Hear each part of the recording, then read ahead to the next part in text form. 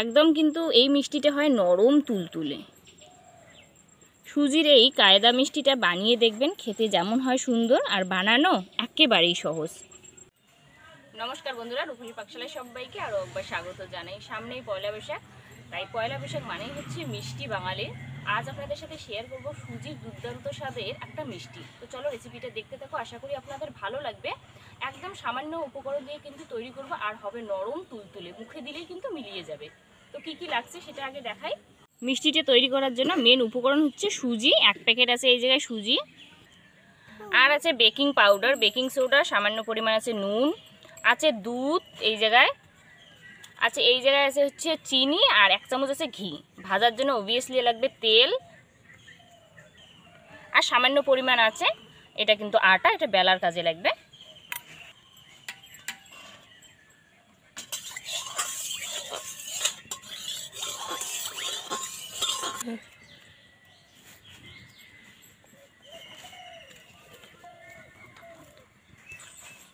কড়াইটা বসিয়ে দিয়ে কড়াইটা কিন্তু একটু ভালো করে গরম করতে লাগবে। কড়াইটা যাতে খুব ভালো একটু গরম হয়। কড়াই খুব ভালো করে গরম হলে পরে দিতে লাগবে ঘি। সুজির এইখানটায় ঘি ছিল, ওই জন্য একটু সুজিও আসে ঘির মধ্যে। এটা খুব ভালো করে একটু নাড়িয়ে নিব যাতে ঘিটা ভালো করে গলে। হচ্ছে সুজিটা খুব ভালো করে 3-4 মিনিটের মতো নাড়িয়ে চাড়িয়ে নিতে লাগবে, যাতে এর কাঁচা গন্ধ না থাকে।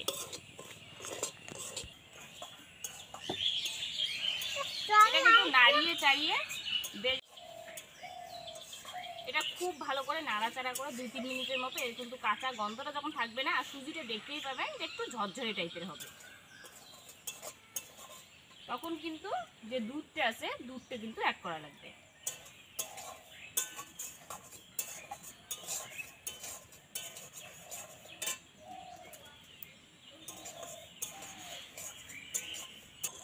সুজিটা দেখুন আপনারা ঠিক এরকম যাতে ঝরঝরে হয়।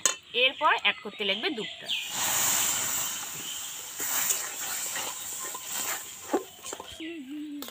দুধ দেওয়ার পরে কিন্তু নাড়াচাড়া বন্ধ করা যাবে না, কারণ সুজি যেহেতু খুব তাড়াতাড়ি দুধ টানে, সেই ক্ষেত্রে কিন্তু নাড়াচাড়া করে এটা একটু ডোর মতো হলে পরে নামানো লাগবে। এটা আবার নামিয়ে নেব।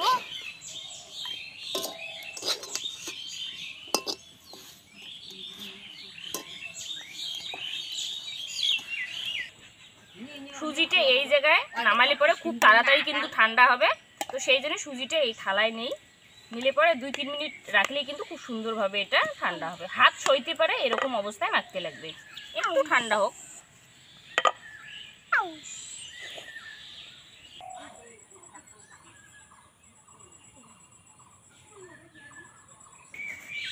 সুজিটা হালকা মতো কিন্তু ঠান্ডা হওয়ার পরেই আপনাদের দেখাচ্ছি।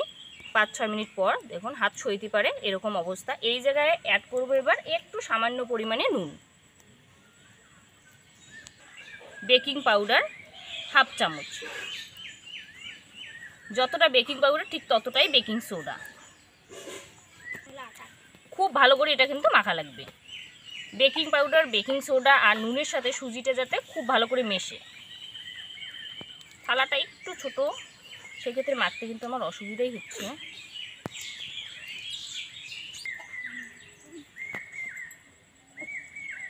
এটা কিন্তু খুব ভালো করে মাখা লাগবে, যেরকম রুটি বা পুরি আমরা ডো করি সেইভাবে মাখা লাগবে। দেখুন ঠিক এইভাবে কিন্তু মাখা লাগবে, একদম সফট করে। এটা মাখা আমার কিন্তু একেবারেই কমপ্লিট। এটা আরও একটু ভালো করে মাখার পর আটার যে গুঁড়ো আছে বা ময়দার গুঁড়ো এইভাবে দেওয়া লাগবে, আর এটা কিন্তু বেলা লাগবে। কি সমস্যা তোমাদের? এইভাবে যেভাবে রুটি বেলা হয় ঠিক সেইভাবে কিন্তু একটু বেলা লাগবে, একটু মোটা করে।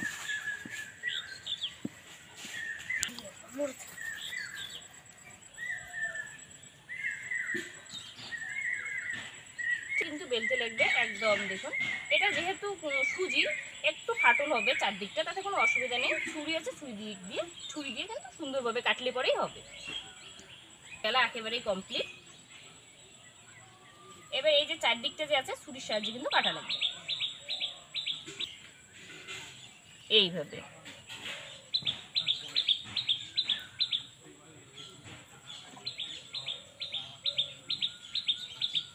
সুন্দরভাবে এইভাবে কিন্তু চারদিকটা কাটা লাগবে।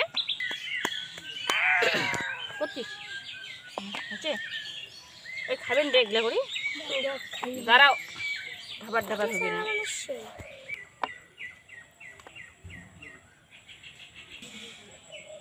এটা কিন্তু কিচ্ছু নাই, মিষ্টি টিষ্টি, খালি খা অল্প একটু করি।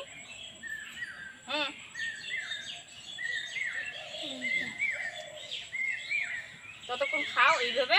আর একটু আছে সেটাও কিন্তু সেম একইভাবে বেলবো, সেরকম আর কিছু বিষয় নেই, একইভাবে বেলতে লাগবে। আর বাদ বাকিটা যে আছে সেটাও কিন্তু একইভাবে তৈরি করব। সব মিষ্টি বানানো আমার একেবারেই কমপ্লিট। ভাজার জন্য এবার কিন্তু কড়াই বসিয়ে দিলাম। কড়াইটা একটু গরম করা লাগবে ভালো করে। কড়াইটা যখন খুব ভালো করে গরম হবে, ভাজার জন্য পর্যাপ্ত পরিমাণে তেল অবশ্যই কড়াইয়ের মধ্যে দিতে লাগবে। আর তেলটাও কিন্তু ভালোভাবে গরম করে নিতে লাগবে, তবেই ভাজাটা পারফেক্ট ভাবে হবে। ভাজার জন্য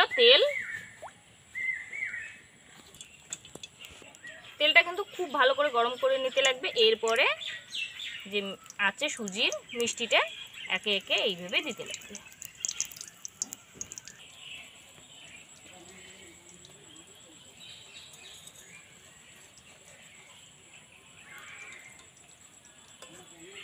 দশ মিনিটের মতো অপেক্ষা করা লাগবে, তবেই কিন্তু উল্টানো লাগবে।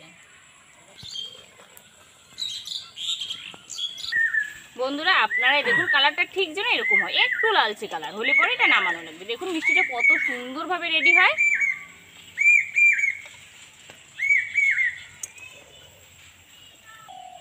দেখুন সব মিষ্টির কালারের জন্য ঠিক এরকমই হয়, এইভাবেই কিন্তু ভাজতে লাগবে।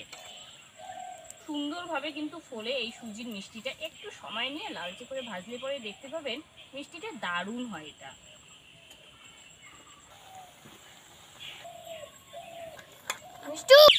সব মিষ্টি ভাজা কিন্তু আমার একেবারেই কমপ্লিট। আর কালারটা দেখুন ঠিক যেন এরকমই হয়। এবার শিরাটা তৈরি করার জন্য এই জায়গায় আছে হাফ বাটি চিনি,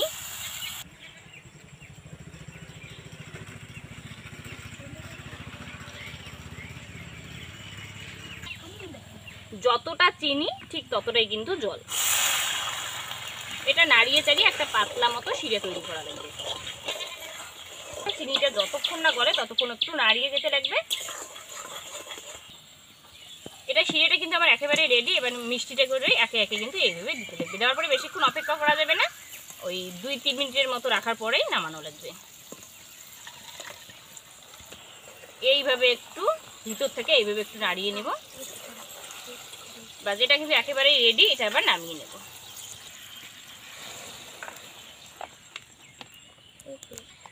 মিষ্টিটা কিন্তু আমার একেবারেই রেডি।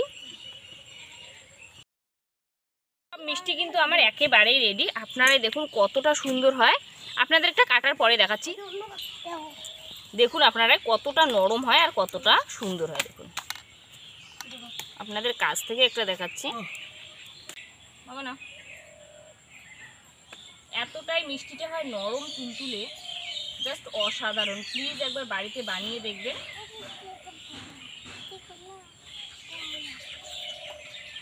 এই আরেকটা সোম মিষ্টু পুচকি,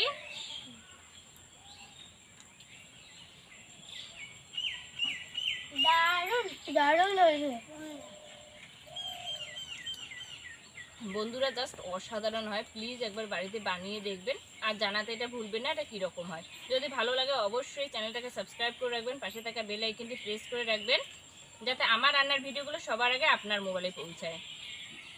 ভেরি টেস্টি। এটা প্লিজ পয়লা বৈশাখে একবার হলো বাড়িতে বানিয়ে দেখবেন। আশা করি বাড়ির সদস্যরা ভীষণ পছন্দ করবে। আজকের মতো টাটা, সবাই সুস্থ থাকবেন, ভালো থাকবেন। নেক্সট ভিডিওতে আবার দেখা হবে এরকমই কোনো সুন্দর রেসিপির সাথে।